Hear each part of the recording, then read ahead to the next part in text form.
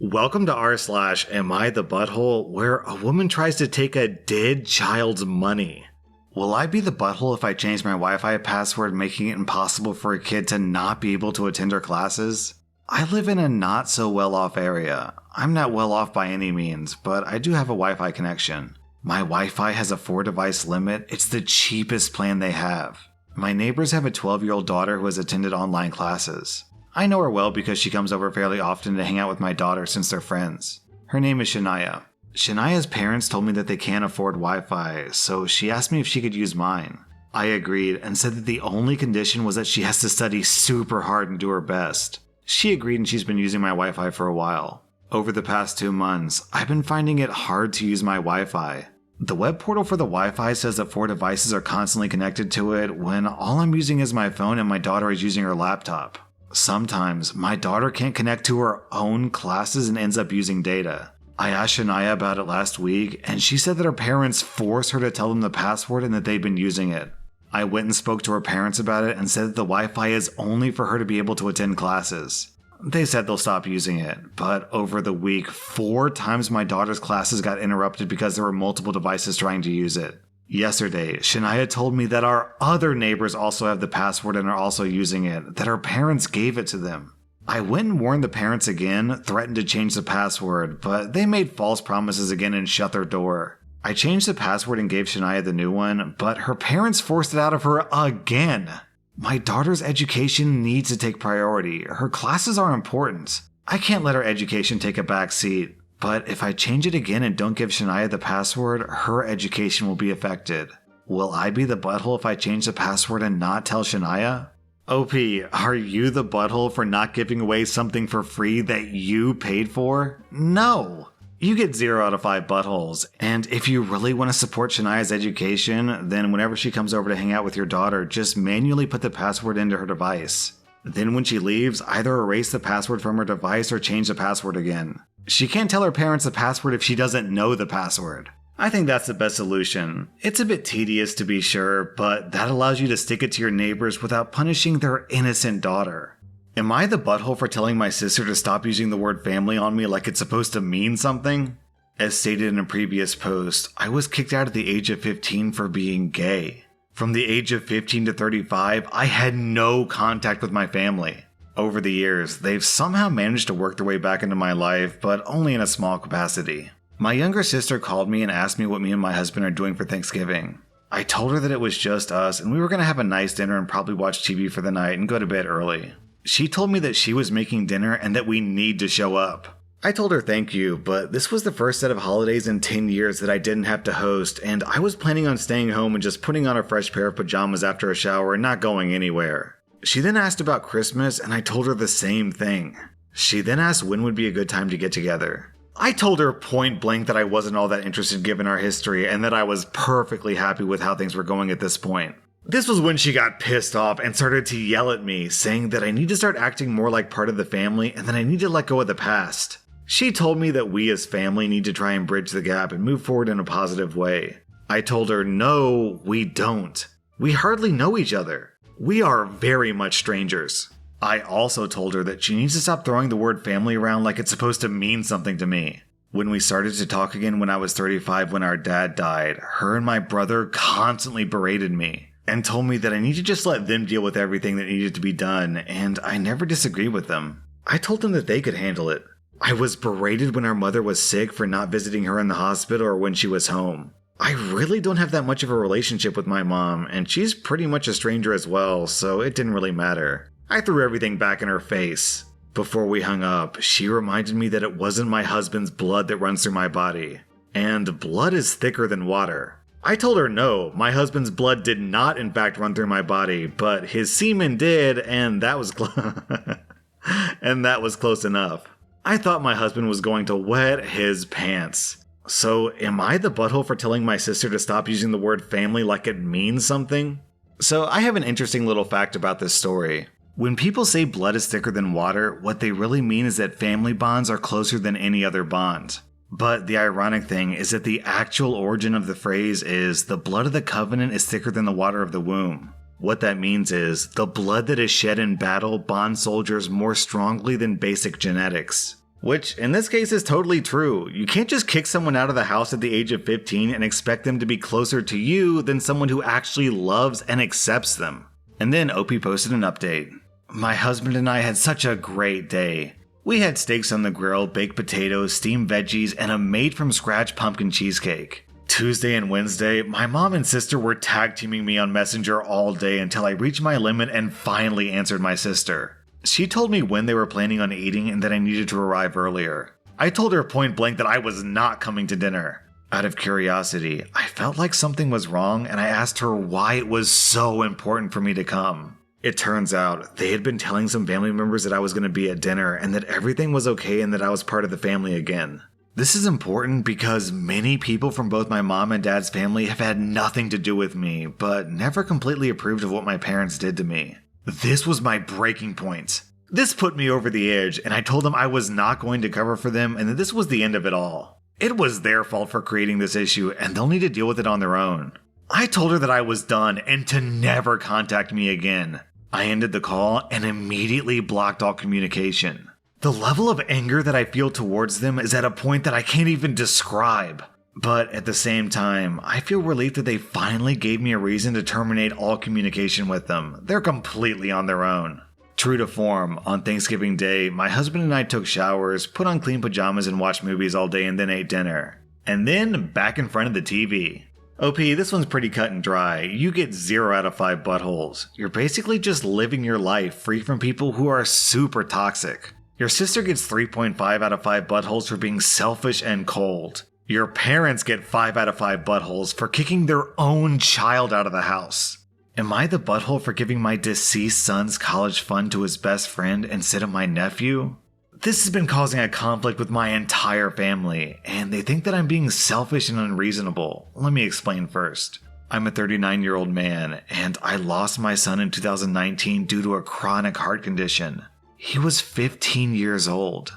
It was devastating, and I just couldn't take it, especially when my family did little to nothing to support me during these difficult times.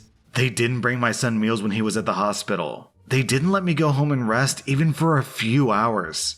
They didn't take care of other things when I had a lot to deal with. I wasn't offered any help, just words. They just talk and do nothing. Despite the struggle, I created an account for my son's college fund and kept adding to it whatever I could at the time, and me and my son would talk about that a lot. He was depressed, but always believed that he was going to get better and continue his education and attend college. I started saving money to keep him motivated and to make him feel like he could be like any other kid with hopes for a good future. He had a very close friend that's about the same age as him. They were friends for 5 years, and I can't express how his presence in my son's life helped him through the worst days. Sometimes, his friend would spend the night with us and try to get my son to do activities and lighten up his mood all the time. To be frank, his friend was closer to him than his own family. He never stopped visiting and asking me how I'm doing after my son's death. He'd show me handmade projects he made for my son, and as a way to remember him, we'd sometimes just sit and talk together or cry together. Last week while I was with my family, my sister asked me what I was going to do with my son's college money. I didn't want to mention this, but since she asked, I told her that I would be giving the money to my son's friend. She was confused and said that her son deserves that money since he's family. My mom agreed that I wasn't thinking straight and that I should help the people close to me, my family, and that my nephew has a right to go to college. And I was wrong for giving away this opportunity to someone else. I didn't know what to say, and they kept pointing out that I was making a mistake and how my nephew will resent me if he finds out. The thing is, my nephew wasn't close to my son, so I don't know why he'd even be bothered. My sister went on about not being able to afford my nephew's college, and I told her this was my decision, and I felt more comfortable this way. She started lashing out, constantly texting me and constantly wanting to talk, and we just ended up arguing. After I snapped, she had my mom calling me, basically guilt-tripping me and telling me that I'm wrong and I need to think about this. It's just too much pressure, and I'm feeling lost and unable to figure out how to deal with this. Down in the comments, I'm going to read this post from Who Fears Death. Not the butthole. Ask her what her plan was for her son's college if yours hadn't died, and tell her to do that. You aren't obligated to do anything whatsoever with that money that you don't want to do. I agree, OP. I'm giving you 0 out of 5 buttholes, and I'm giving your family members 3 out of 5 buttholes. Am I the butthole for being completely honest to my biological parents about how my childhood was really awful? I was given up for adoption right after I was born. Unfortunately, my adoption didn't work out, and I grew up in foster care until I turned 18. I'm now 19 and in college. In February, I got a Facebook message from a man claiming to be my father. We messaged back and forth, and while I kept a lot of my childhood details private, we did make plans to meet him and my mother. They weren't married to each other, by the way. When I got to the restaurant, I was very shocked and honestly upset to find that my father and mother had brought their spouses, as well as their children, to surprise me. My father's mother, so my grandmother, was also there. I was already feeling very emotional about the whole thing, and seeing everyone there didn't help.